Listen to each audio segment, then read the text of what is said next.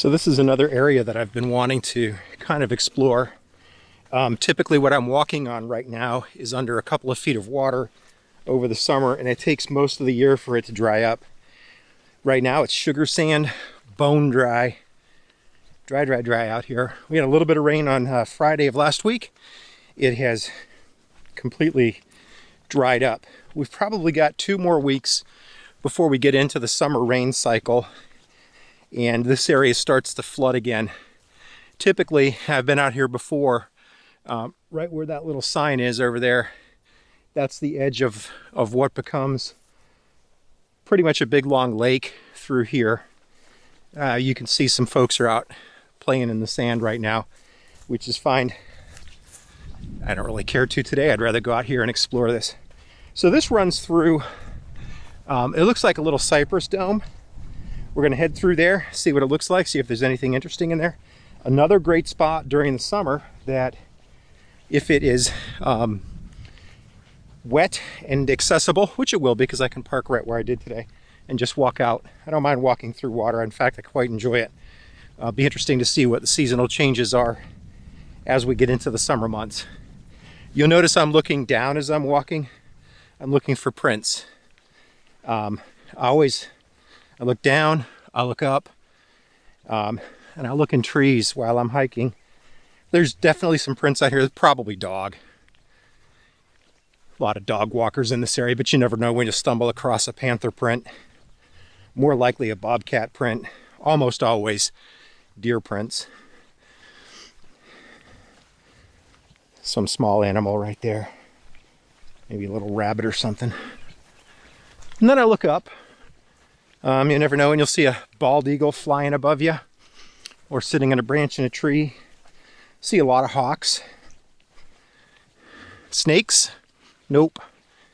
I rarely ever see snakes when I'm out hiking. I don't have an eye for them. Ryan Westbury has a much better eye for snakes than I do. He knows where to find them and he wants to find them. So he'll go rummaging around by that rock over there. I'm sure he'd find one. Me, not so much. Alligators, not up here, not at this end of the woods. Not alligator territory here. Alligators, Fakahatchee Strand, definitely see alligators out there, but they could care less about us.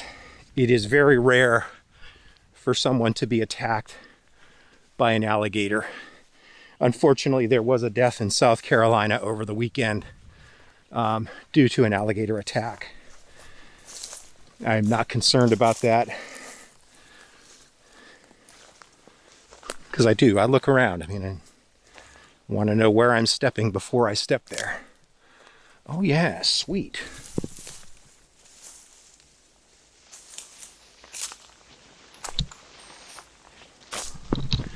Right into a little cypress dome.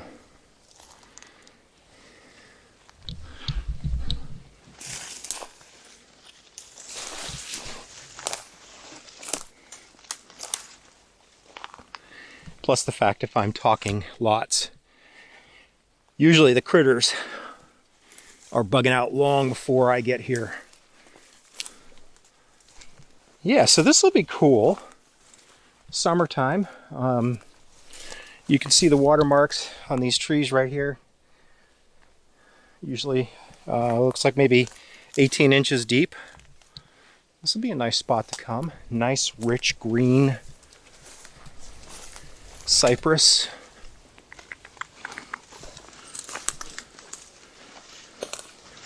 Lots of snail shells on the ground.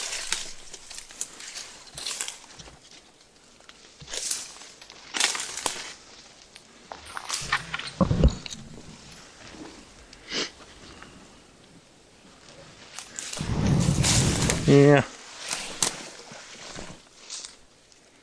Empty whiskey bottles.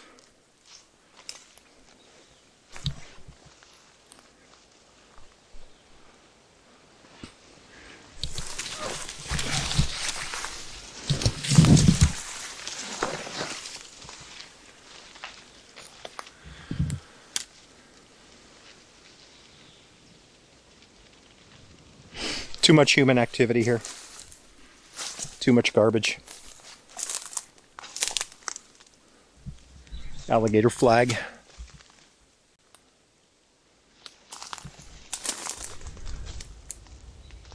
Nice spot.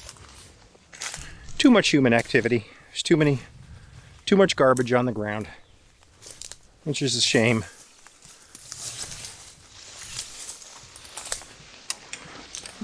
I know far better spots, far better places to go to get into cypress domes that have no human activity like that, no garbage, you know, hopefully.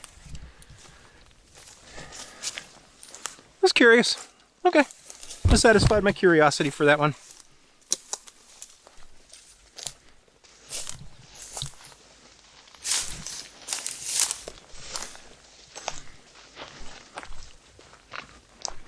Head back to the Jeep.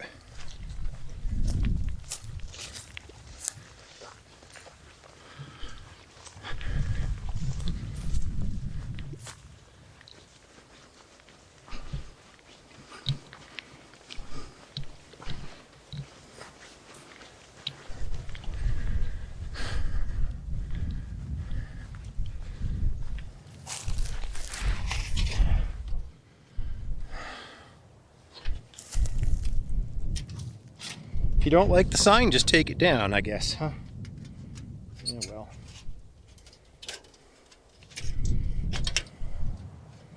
I'm sure forestry will come back out. There we go. Forestry will come back out and rectify that, if they need to. I'm not going to kill myself over fixing it. I'll let Michael do that. Michael's a friend of mine. He's the head ranger out here. So now we're in a mixed area where we've got pine and cypress. In that case, growing right next to each other, literally right next to each other. Fire through here at some point. There is some scorching on the trees. So there's evidence of fire. You know, I asked a question earlier about the density of seedlings growing up to be saplings. Here's a great example. So right here, 1, 2, 3, 4 saplings in a very tight area, less than a square meter. Another 4 right there, 2 more, very dense. You know, one has died and sheared off. Which of these will survive and outcompete the others for sunlight, water, and air and reach adulthood and maturity? That'll be interesting to see. Spanish moss flying in the cypress over there. There's that cypress dome I was just in yonder. Cypress trees are very, very prevalent here in Collier County. In fact, most of our schools, not all of them, but most of them, many of our schools have cypress trees on their campus. And cypress are a great example of seasonal changes in Florida plants and animals. I'll see if I can't put a card up above to link to the video that I did on seasonal changes in cypress trees. A couple of months ago, there would have been no needles on any of the cypress. They shed their needles when the days get short. There's not enough light, so they shed their needles. Now that the days are getting longer, those needles are back out. I thought it was the cycle of wet and dry season, but it didn't make sense because they were greening up and growing new needles before there was any rain. So it makes more sense that it's the length of day, the amount of sunlight that they're receiving. Boy, it's pretty out here. It's so quiet.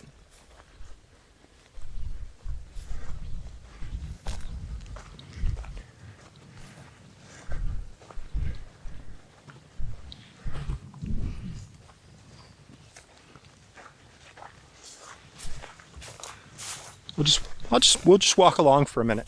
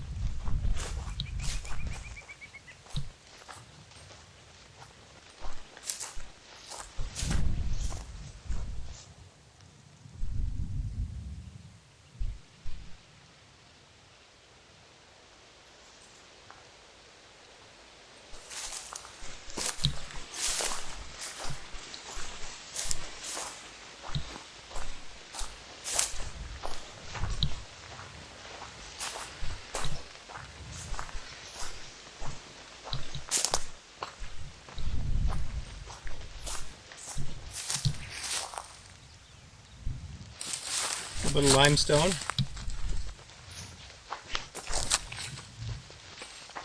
Rock outcrop there.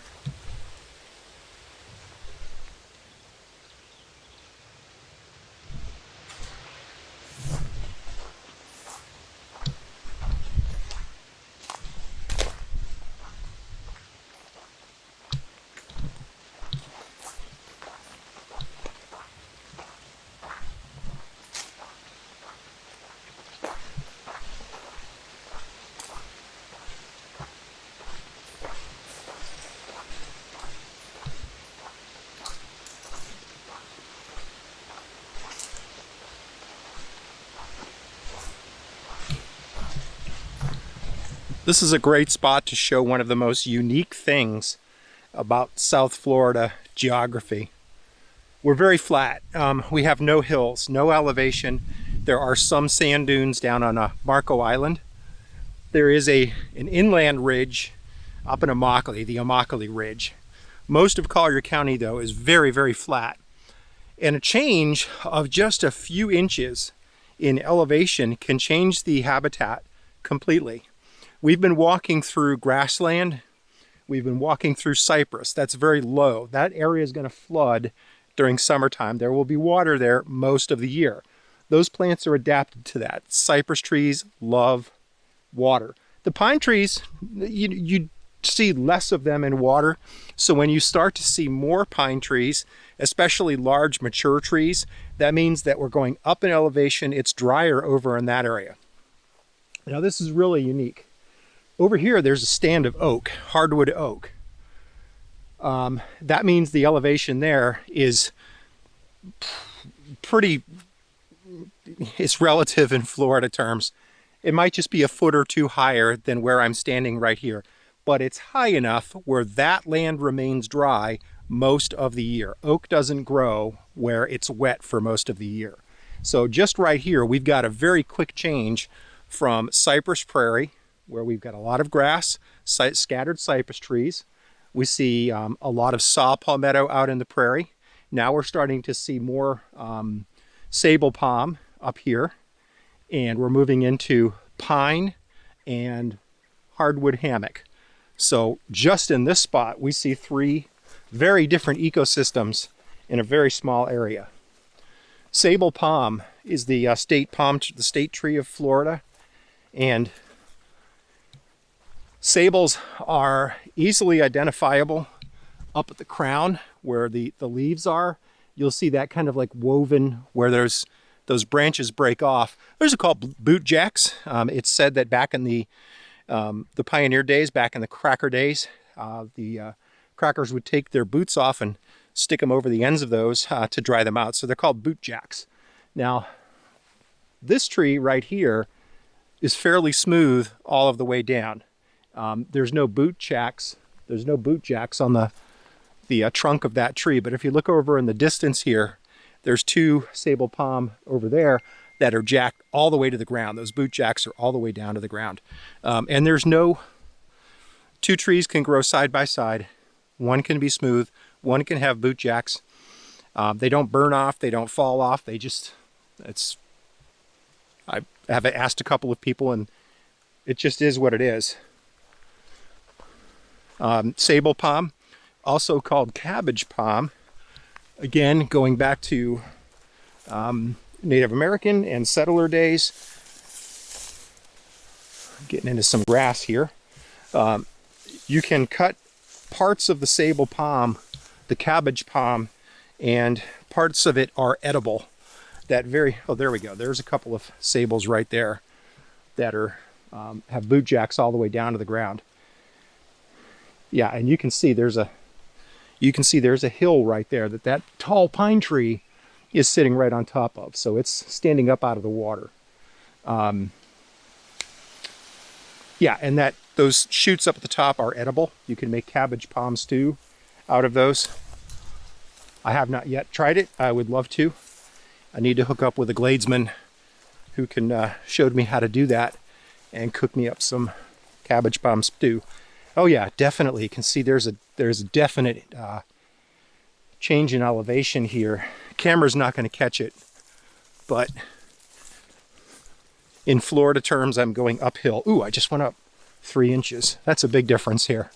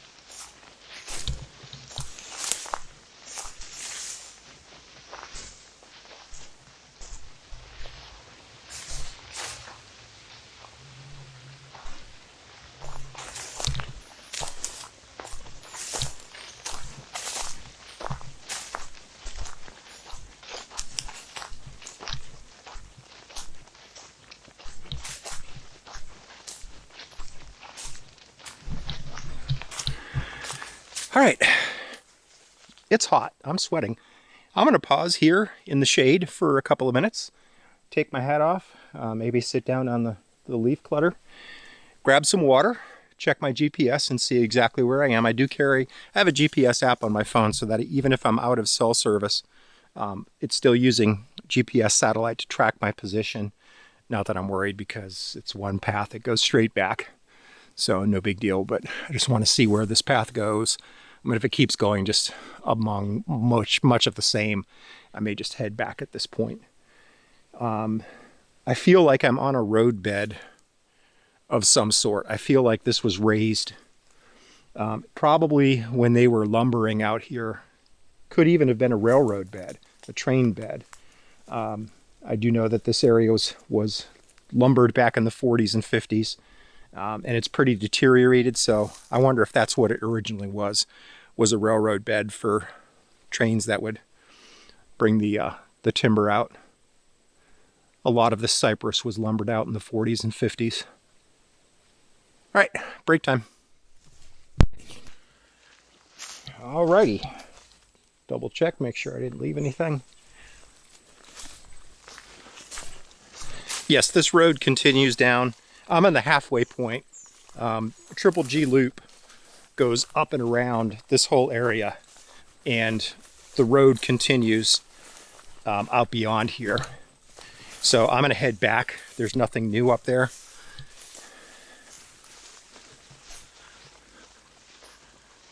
I feel like, you know, I know the roadbed was built up, and I feel like this whole hardwood hammock, I wonder if that wasn't built up at some point by somebody. I don't know. It's kind of strange, just kind of a random hardwood hammock out in the middle of nowhere. The trees are fairly mature, so it was a while ago when anybody did anything there, if they did anything there. Curious, I'll ask around, see what I can find out. But for now, I'm gonna head back to the Jeep. Getting kind of hungry, so I might find some shade, pull out the grill, and throw on some hot dogs. All right, see you on the other side.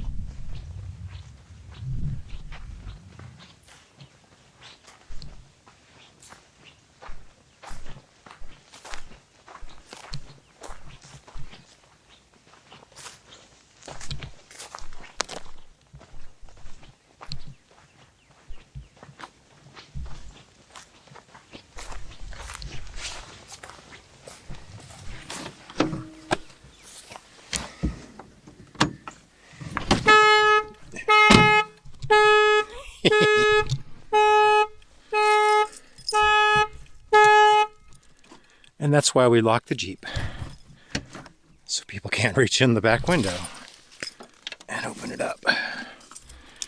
Water, spare water in the back. Usually try to carry about twice as much water as what I think I'm going to need. And whenever I do anything, I always turn back when I get to the halfway point regardless. I do not want to dehydrate anywhere. Warm out. Warm, warm, warm. Good hike. Thanks for coming along. If you stuck it out to this point, I appreciate your time. If you liked this format of just walking out and walking back, keeping the camera running and enjoying the hike in real time, let me know in the comments below.